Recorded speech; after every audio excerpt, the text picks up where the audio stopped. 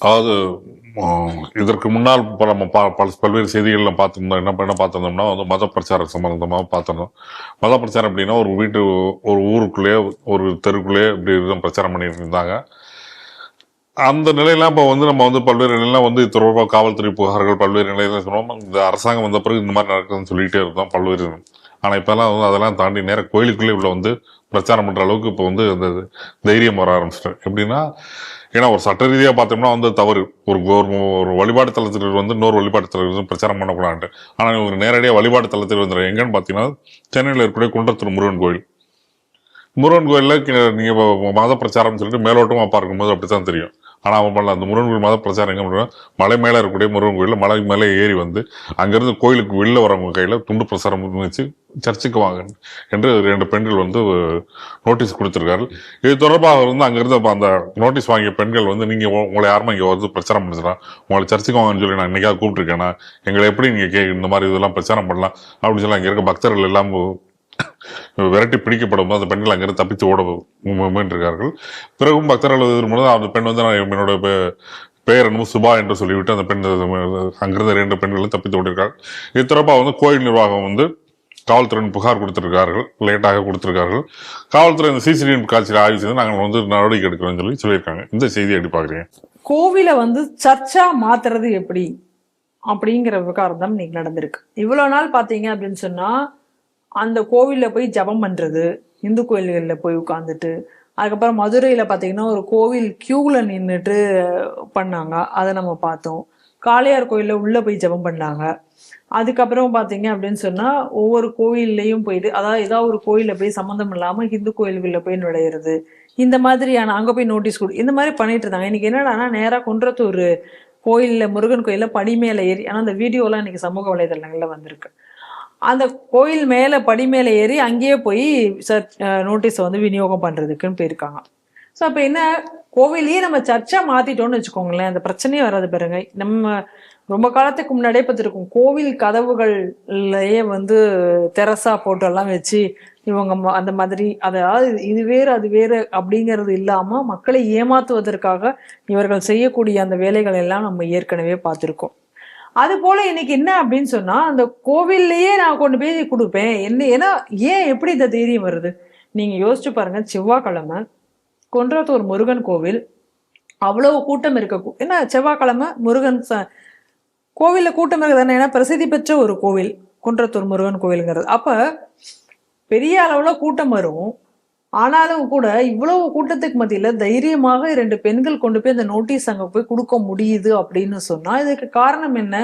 இதற்கு முன்னாடி இன்னைக்கு இந்த திராவிட மாடல் ஆட்சி வந்ததுல இருந்தே நம்ம சொல்லிட்டு இருக்கோம், இந்த மாதிரியாக அத்துமீறி நோட்டீஸை கொடுத்து மக்களை வந்து மதமாற்றுவதற்காக முயற்சியில ஈடுபடுகிறார்கள்.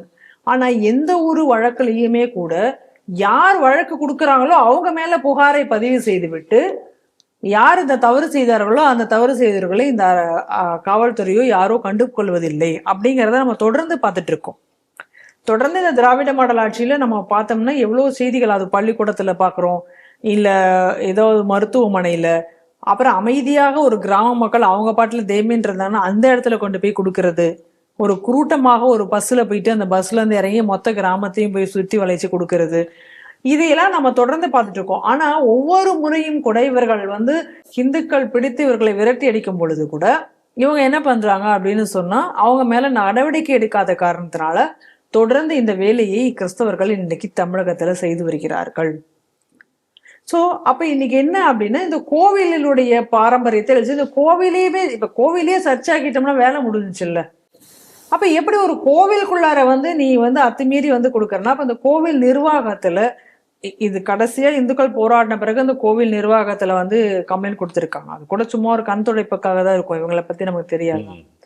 ஒரு கோவில் நிர்வாகம் இருக்கு, HRNC கையில இருக்கு, அங்க அதையும் தாண்டி வந்து நான் வந்து உள்ள வந்து கொடுக்க முடியும் அப்படின்னு சொல்லி சொல்றாங்க, செய்யறாங்க அந்த வேலையை அப்படின்னு சொன்னா, அதற்கு அரசாங்கம் தானே பொறுப்பாக முடியும். அப்ப அரசாங்கமே இந்த மத மாற்றத்தை ஊக்குவிக்கிறது அப்படின்னு தானே நம்ம இதை எடுத்துக்க முடியும். ஏன்னா இது வந்து ஒரு தடவை 2 தடவை இங்க நடக்கல, இது வந்து தொடர்ந்து இங்க காலமாக இங்க நடந்துட்டு இருக்கு. அதுவும் குறிப்பாக இந்த திராவிட மாடல் ஆட்சி வந்ததுல இருந்து, அதுவும் இன்னும் சொல்ல போனா ஏன் அவங்களுக்கு இன்னும் தைரியம் அப்படின்னு நீங்க பார்க்கணும். ஏன் உங்களுக்கு இன்னும் தெரியும்னா, இப்ப இந்த கிறிஸ்துவ விழாக்கள்லாம் நடந்தது, இதிலெல்லாம் போய் கலந்துக்கிட்டாங்க.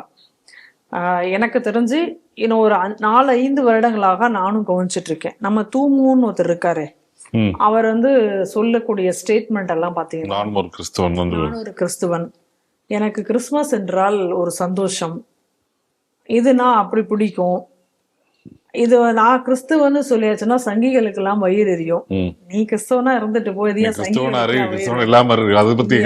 எவன் கவலைப்பட போறான்? ஆனா என்ன கவலை வருது, ஏன் ஒண்ணு நம்ம பண்றோம் அப்படின்னா, நீ மதச்சார்பற்ற ஒரு அரசுன்னு சொல்லிட்டு, நான் மதச்சார்பற்ற அரசிற்காக ஒரு துணை முதலமைச்சர் அப்படின்னு நீ சொல்லிக்கிட்டு, நீ இதை நான் பெருமையாக நினைக்கிறேன், ஒரு மதத்தை மட்டும் நான் வந்து பார்க்கிறேன், அந்த மதத்துல மட்டும்தான் சகோதரத்துவம் இருக்கு அப்படின்னு நீ சொல்லி பேசுறதைத்தான் இந்துக்கள் எதிர்க்கிறார்கள். நீ என்னவா வேணா இருந்துட்டு போ, அதை பத்தி எவனுக்கு என்ன கவலை? அவர்கள் ஏற்கனவே சொன்னார்கள், திருச்சி முன்னேற்ற கழகமா மாதிரி தானே இருக்கிறது. அது ஏன்னா அவர் அததான் சொன்னாரு. என்ன சொன்னாரு? திராவிடத்திற்கும் கிறிஸ்தவத்திற்கும் வேறுபாடு இல்லை, அதாவது கொள்கை சித்தாந்தத்துல வேறுபாடு இல்லை, கொள்கைகள் வேறுபாடு இல்லை திராவிட கொள்கைக்கும் கிறிஸ்தவ கொள்கைக்கும் அப்படின்னாரு. எஸ், அதை அப்படி சொல்லி இப்ப அவர் என்ன சொல்லியிருக்காரு, இது வந்து திராவிட முன்னேற்ற கழகம் கிடையாது, திருச்சபை முன்னேற்ற கழகம் அப்படின்னு அவர் சொன்னார். ஸோ இவ்வளவு தூரம் நீங்கள் வந்து சொன்னதுக்கு அப்புறம் யாருங்க இப்ப இவங்களுக்கு எவ்வளவு தைரியம் வரத்தானே செய்யும்? நிலை யோசிச்சு பாருங்களேன். இவ்வளவு தூரம் நீங்க வந்து ஒரு மதத்தினுடைய சார்பிலேயே தான் இந்த அரசாங்கம் இயங்குகிறது, அதுவும் சிறுபான்மையினர்கள்னு கேட்டா என்ன கேட்டாலும் நம்ம கொடுத்துறோம். அது இப்ப எலெக்ஷன் வேற வருது, என்ன கேட்டாலும் கொடுக்கறதுக்கு தயாரா இருக்காங்க. இப்ப இந்துக்களோட திருவிழாவுனா அதை நிறுத்தணுங்கிறதுக்கு என்னென்னலாமோ காரணத்தை கண்டுபிடிப்பாங்க. அது மாதிரி ஒரு காரணமே இல்லைனாலும் அந்த ஒரு காரணத்தை கண்டுபிடிச்சு அந்த திருவிழா எப்படிதான் அந்த திருவிழா நடத்துறது, அது ஒண்ணுதான் இன்னைக்கு வந்து மைண்ட்ல அவங்களுக்கு இருக்கும். ஆனா இந்த மாதிரி வம்படியா போய் ஒரு செஞ்சா கூட அதை பத்தி இங்க கவலைப்படாது.